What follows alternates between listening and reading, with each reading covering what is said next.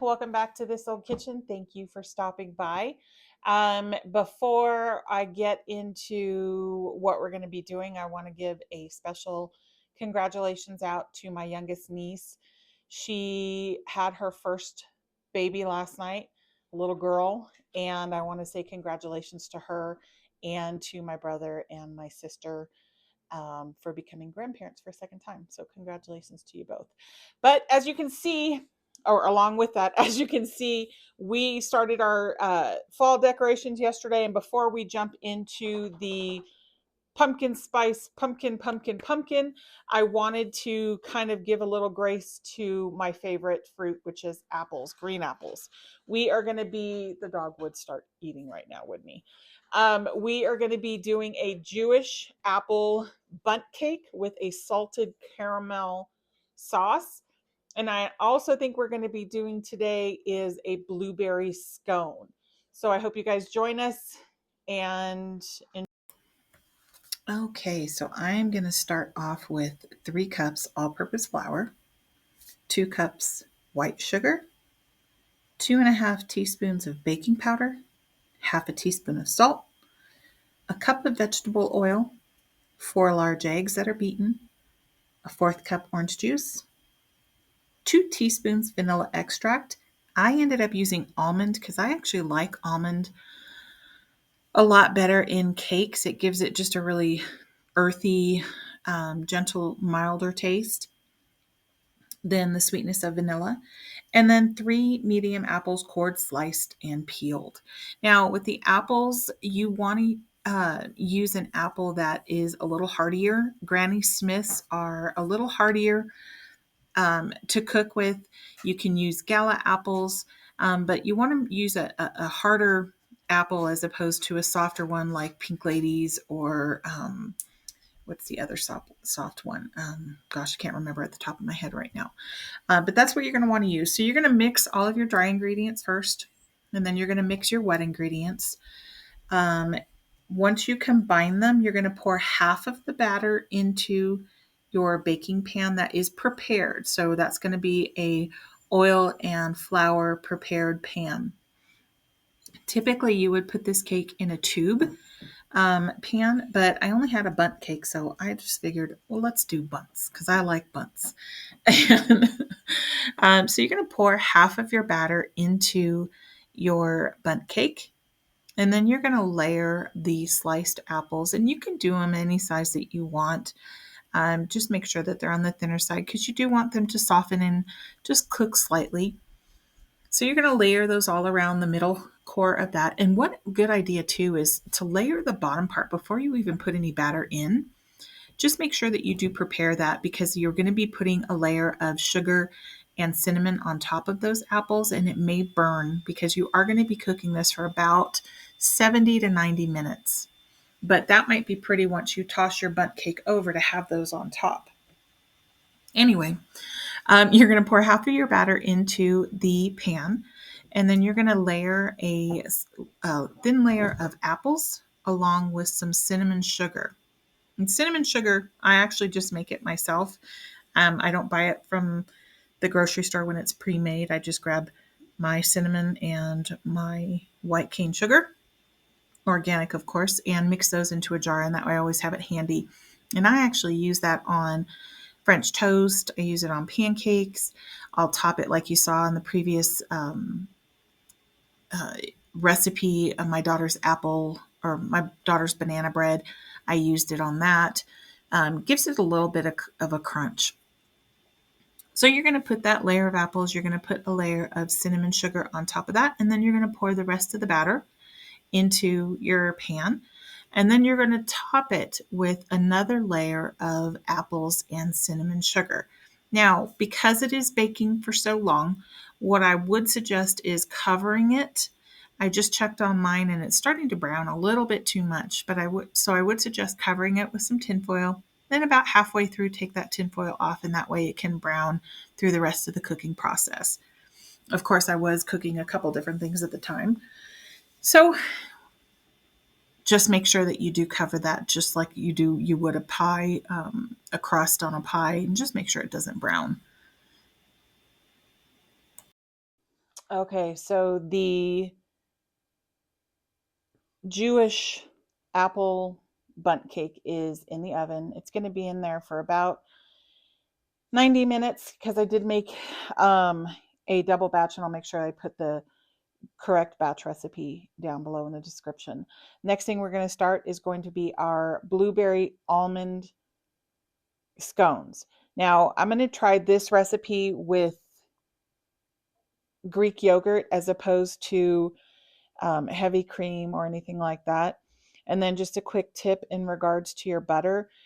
You can do it two ways. I usually use a pastry cutter on cold butter, but I found if you grate it, it's a lot easier to manipulate, cuts down the time on your mixing, and you don't want to over mix your batter because then it makes tough scones.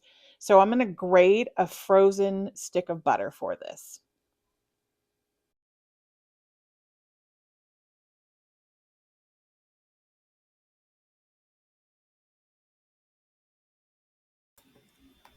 Okay, my favorite thing to make in the world.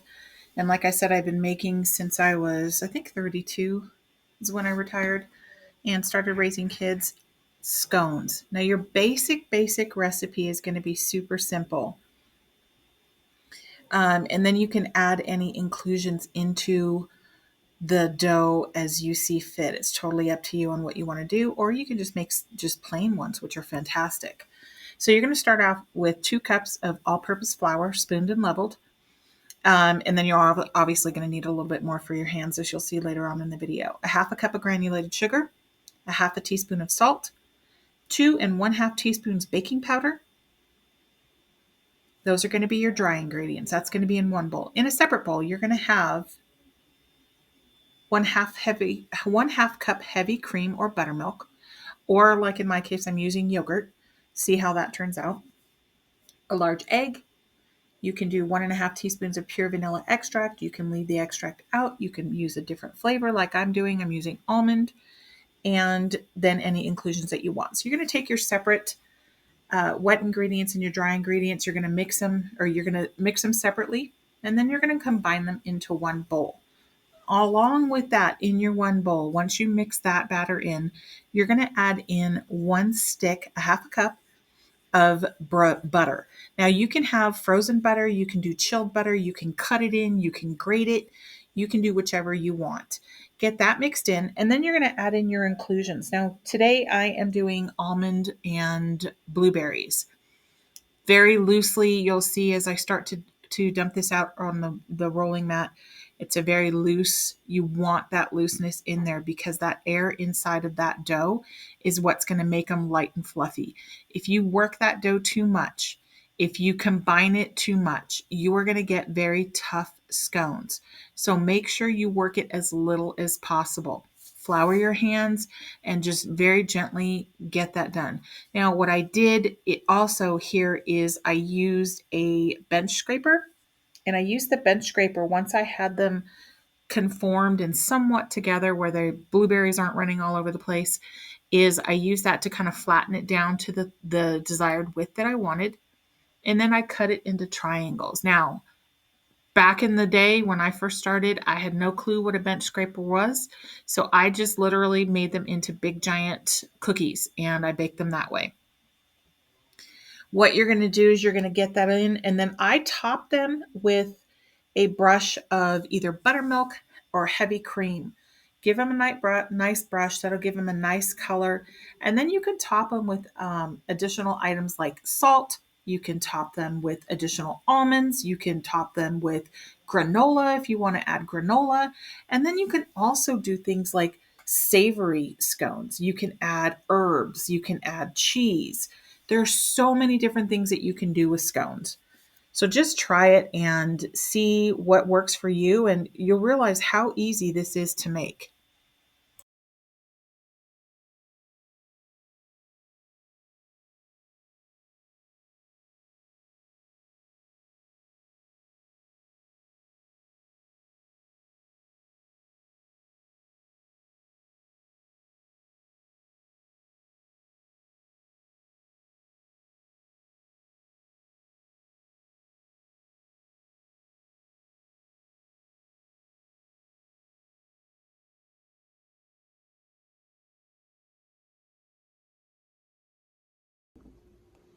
Okay, once that's all done, you're going to preheat your oven to 400 and you're going to bake these for about 18 to 26 Oh minutes. my gracious. This smells amazing. The scones taste incredible. So I'm going to take, I forgot I had my salted caramel coffee sauce. So I'm going to use this because I don't like a heavy syrup on my Bundt cake. So I am going to cut a piece for my husband because he's been chomping at the bit every time he comes upstairs. And I'm going to make him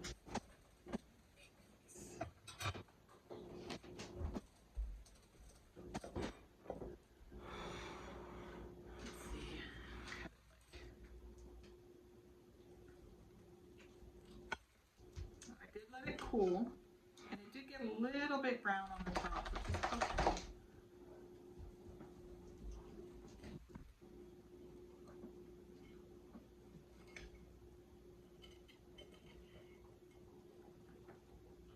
Oh my gracious, look at that. Isn't that gorgeous? He won't be able to eat all of this. But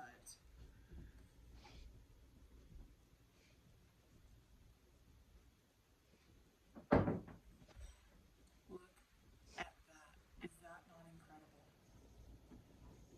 Oh, try these.